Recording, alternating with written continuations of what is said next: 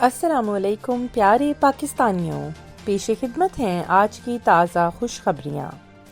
پاک فوج عالمی رینکنگ میں دنیا کی 10 طاقتور ترین افواج میں شامل۔ عالمی سطح پر افواج کی صلاحیت اور کارکردگی کے اعتبار سے جاری ہونے والی درجہ بندی میں پاک فوج ٹاپ 10 میں شامل ہو گئی۔ تفصیلات کے مطابق دنیا کی طاقتور افواج کی 2021 کی رینکنگ جاری کی گئی ہے، جس کے مطابق پاک فوج دنیا کے طاقتور ٹاپ 10 افواج میں شامل ہے۔ افواج سے متعلق جاری ہونے والی گلوبل فائر پاور کی رینکنگ میں پاک فوج کا 10واں نمبر ہے۔ اس سے پہلے پاک فوج کی رینکنگ 15 تھی۔ رینکنگ کی بنیاد 50 سے زائد فیکٹرز کو مد نظر رکھ کر کی جاتی ہے۔ ان فیکٹرز میں ملٹری حجم سے لے کر ملک کی فائنینشیل پوزیشن، جغرافیائی حیثیت جیسے عوامل شامل ہیں۔ فوجی لحاظ سے طاقتور ممالک میں امریکہ پہلے، روس دوسرے، چین تیسرے نمبر پر ہے۔ رینکنگ میں بھارت بدستور چوتھے، جاپان 5ویں نمبر پر ہے۔ دنیا کی پہلی 15 فوجی طاقتوں میں پاکستان کے علاوہ کسی کی رینکنگ میں کوئی ترقی نہیں ہوئی۔ گزشتہ سالوں میں صرف پاکستان کی فوجی طاقت میں نمایاں اضافہ ہوا۔ رینکنگ میں ترکی، اٹلی، مصر، ایران، جرمنی، انڈونیشیا، سعودی عرب، اسپین، آسٹریلیا اور کینیڈا پاکستان سے پیچھے ہیں۔ پولیس کی تحقیقات نے پاکستان کے خلاف بھارتی عزائم مزید بے نقاب کر دیے۔ دفتر خارجہ کے ترجمان زاہد حفیظ چودھری نے کہا ہے کہ بھارتی پولیس کی نیوز اینکر اور ریپبلک ٹی وی کے editor in chief Arnab Goswami کے خلاف تحقیقات میں سامنے آنے والے انکشافات نے نئی دہلی کے پاکستان مخالف عزائم کو مزید ظاہر کر دیا۔ واضح رہے کہ ممبئی پولیس نے اپنی تحقیقات میں انکشاف کیا ہے کہ بھارتی ٹیلی ویژن کے جارح مزاج نیوز اینکر ارنب گوسوامی مودی حکومت کی جانب سے پاکستان میں 26 فروری 2019 کو ہونے والے بالا کوٹ واقعے کے بارے میں پہلے ہی سے واقف تھے۔ بیشتر بھارتی میڈیا اداروں کے مطابق ٹیلی ویژن کی رینکنگ میں ہیرا پھیری سے متعلق تحقیقات کے دوران ممبئی پولیس نے اپنی تحقیقات میں بتایا کہ ارنب گوسوامی بالا کوٹ پر ہونے والے حملے کے بارے میں 3 روز پہلے ہی سے باخبر تھے۔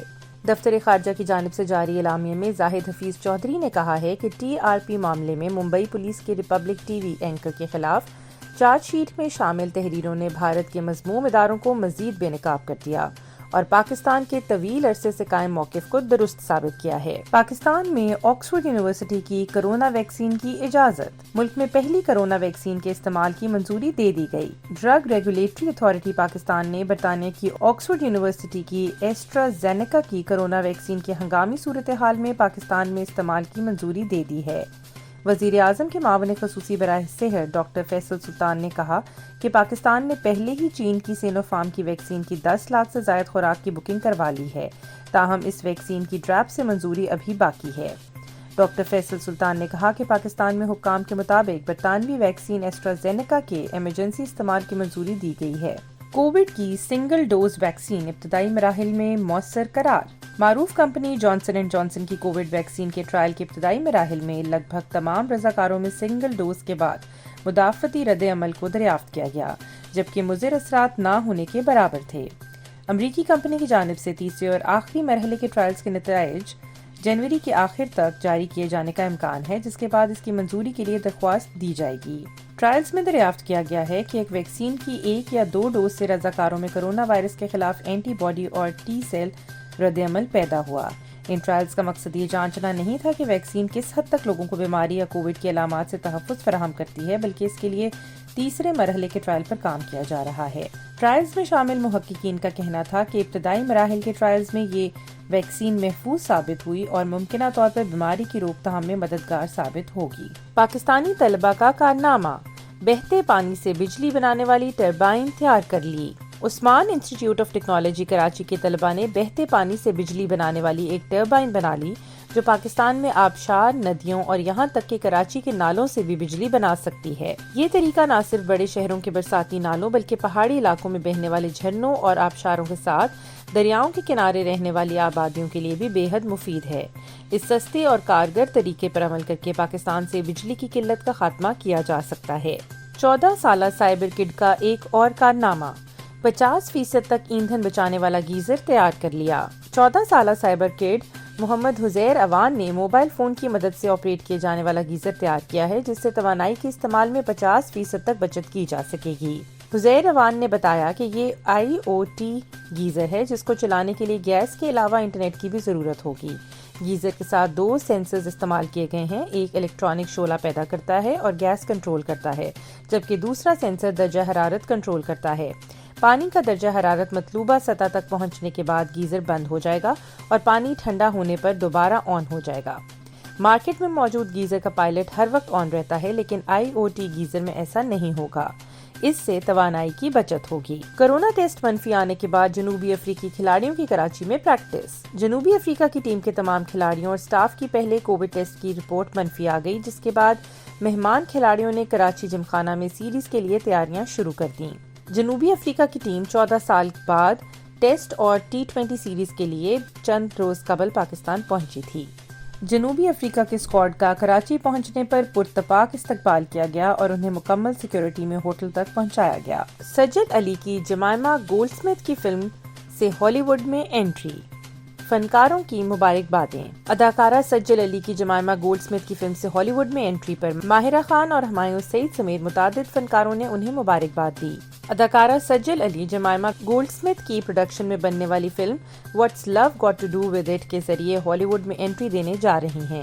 2 روز قبل جمائمہ گولڈ سمتھ نے خود اس خبر کی تصدیق کی تھی کہ سجل علی اور بھارتی اداکارہ شبانہ اعظمی ان کی فلم میں شامل ہیں۔ ہمایوں سعید نے کہا کہ یہ پاکستان کے لیے بہت ہی فخر کا لمحہ ہے۔ ماہرہ خان نے سجل علی کو مبارکباد دیتے ہوئے کہا کہ یہ بہت حیرت انگیز ہے، مجھے تم پر فخر ہے۔ اداکارہ انوش اشرف، زارا نور عباس، علی رحمان خان، یاسر حسین، بلال اشرف، مرزا گوہر رشید سمیت متعدد فنکاروں نے انہیں مبارکباد دی۔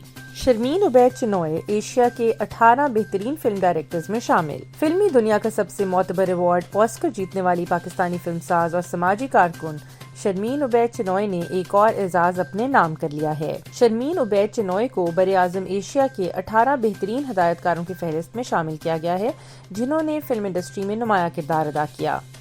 یہ فہرست ہانگ کانگ کی لائف سٹائل میگزین ٹاٹلر کی جانب سے جاری کی گئی ہے، جس میں ایشیا کے 18 ہدایت کار شامل ہیں۔